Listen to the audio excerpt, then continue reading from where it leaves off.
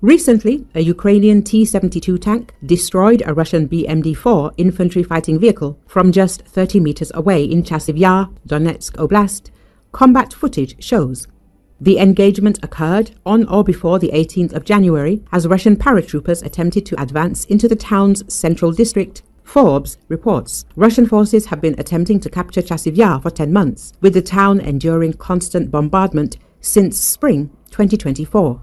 The recent advances into the central district have come at significant cost to Russian forces, even as they maintain numerical superiority over Ukrainian defenders. The 24th Mechanized Brigade reported that Ukrainian infantry first disabled one BMD with a rocket-propelled grenade. The second BMD was subsequently destroyed by the point-blank tank shot. It would have been unusual earlier in the war for a Ukrainian tank to fight that close. But the battlefield of Russia's 35-month wider war on Ukraine is changing in ways that favor Ukrainian armored forces, even as Russian troops, who outnumber Ukrainian troops, continue to slowly advance, albeit at enormous cost. Forbes noted, the close-quarter engagement reflects a shifting battlefield dynamic. According to a Russian blogger cited by Estonian analyst War Translated, the blogger noted that Russian tanks can only operate from covered positions due to the overwhelming presence of Ukrainian drones along the 800-mile front line. While both sides deploy tens of thousands of drones monthly, Russian units face challenges with equipment quality, operator experience, and Ukraine's superior radio jamming capabilities, Forbes says. Russia also deploys tens of thousands of drones every month, but they're shoddier, their operators are generally less experienced, and they must contend with Ukrainian radio jamming that's much more effective than Russian jamming. So while Russian tanks must hide, Ukrainian tanks operate more freely, the blogger claimed. It's not hyperbole. Evidence abounds of Ukrainian tanks fighting closer than ever as the wider war grinds towards its fourth year. This doesn't mean the Ukrainians are winning every battle, or the Russians are losing. Russian regiments might be loath to risk their remaining tanks, but they clearly feel no such qualms when it comes to risking the less powerful BMD fighting vehicles and their infantry passengers.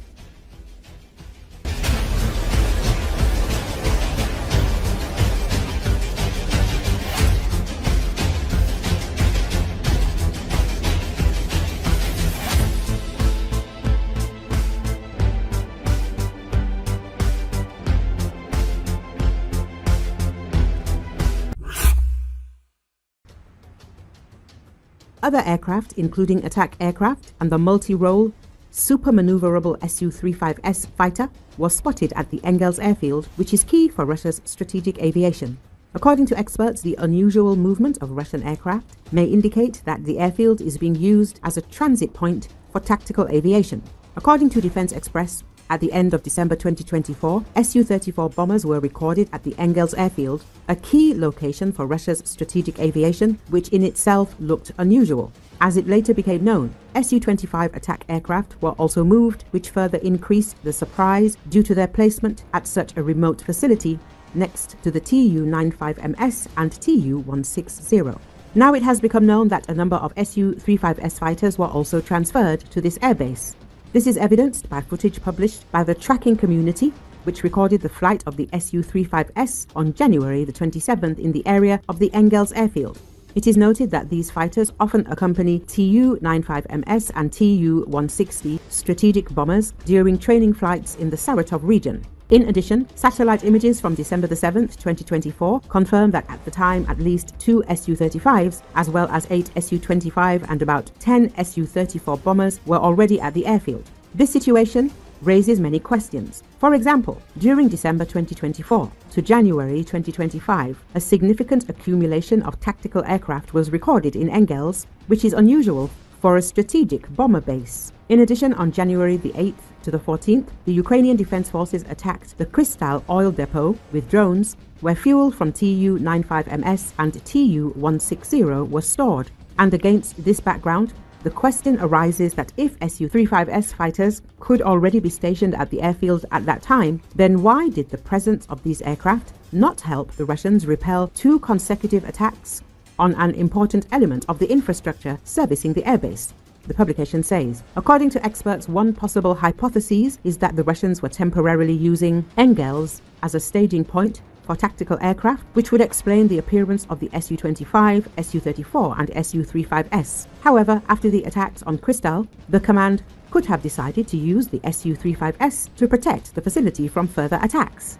At the same time, when already in January 2025, 2 attacks took place on the Krystal oil depot near Engels, the Russian military command decided to use the Su-35S aircraft available there to provide air defense cover for this airbase, the analysts state. Experts say that Russia's Su-35S fighters, Tu-95MS and Tu-160 strategic bombers deployed at Engels airfield are again the target of Ukrainian drones and missiles. The Engels airfield, which the defense forces attacked on January the 12th, contained a specific fuel, T-8V, for Russian strategic bombers Tu-160. Defense Express editor-in-chief Oleg Katov said that Tu-95MS are also based at Engels, but they fly on regular fuel. At the same time, the Tu-160 requires T-8V fuel. The expert added that Engels is the main base for the Tu-160.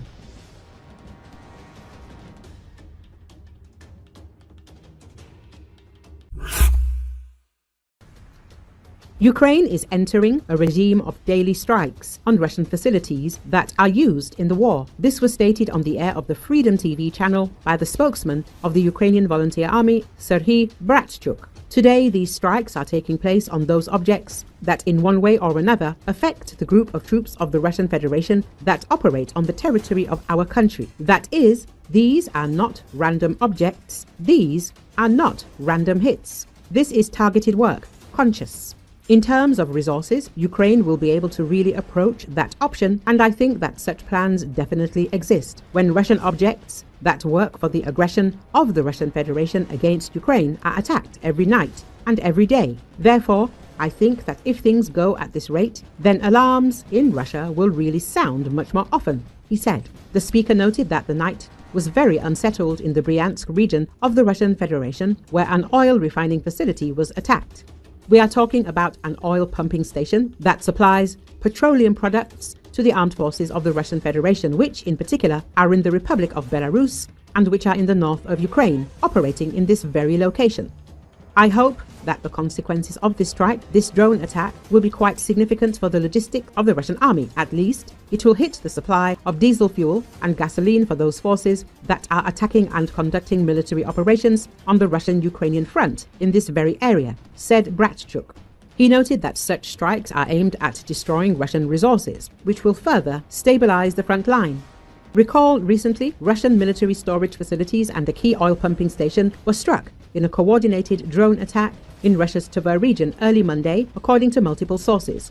At least 29 drones targeted facilities in the region, including the 23rd Arsenal of the main Missile and Artillery Directorate in Oktyabrsky settlement and the Andriopol oil pumping station, a crucial component of the Baltic pipeline System 2, Russian media outlet Astra reports. The military facility suffered damage to its ammunition warehouse and 3 adjacent military buildings, according to Astra. This marks the second attack on the 23rd Arsenal since September 2024, when satellite imagery showed damage to 58 buildings at the facility. The Andriopol oil pumping station attack resulted in damage to the filtration pumping area and oil additive tanks, causing an oil spill and fire, according to Astra. The incident reportedly forced operators to halt the main pipeline that supplies oil to the Ust-Luga terminal in the Leningrad region. The Andriopol station, established in 1982, serves as a critical node in Russia's Baltic Pipeline System 2, facilitating oil transport through Surgut-Polotsk pipeline. The facility had undergone recent modernization to meet stringent pipeline transport requirements, according to previous statements by Transneft Baltic's chief engineer Yevgeny Inzevatov.